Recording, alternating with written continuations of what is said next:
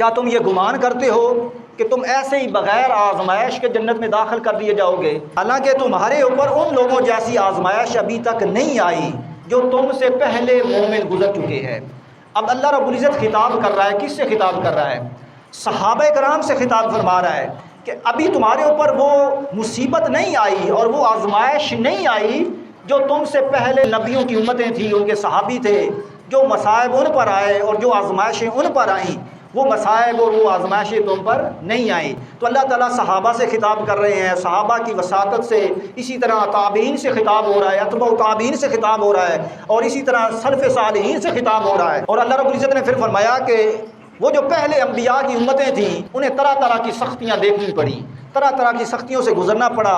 وہ جو پہلے مومن تھے، مسلمان تھے، پہلی امتوں کے لوگ تھے، افراد تھے، پہلی امتیں تھیں، بڑی سختیاں انہیں جھیلنی پڑیں اور بڑے مصائب و آلام سے گزرے، اور اتنے وہ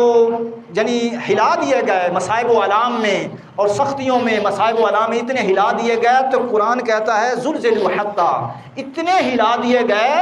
اتنے ہلا دیے گئے کہ وہ عرض کرنے لگے، اپنے نبی سے کہنے لگے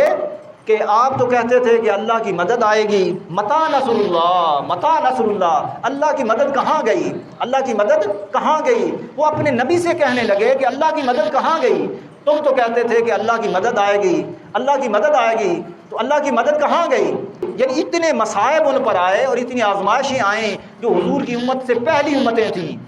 اور وہ صبر کا دامن چھوڑ بیٹھے اور وہ اپنے نبی سے کہنے لگے کہ تم تو کہتے تھے کہ اللہ کی مدد آئے گی، کہاں گئی اللہ کی مدد؟ تو وہ جو نبی تھے انہوں نے کہا کہ اللہ کی مدد آئے گی، اللہ کی مدد آئے گی، جواب دیتے رہے، الا ان نصر اللہ قریب، اللہ کی مدد آئے گی، آئے گی، صبر رکھو، تحمل سے کام رہو، اور اللہ کی مدد آئے گی۔ تو قرآن یہاں کہتا ہے کہ وہ جو پہلی امتوں کے لوگ تھے انہوں نے بڑی سختیاں دیکھیں۔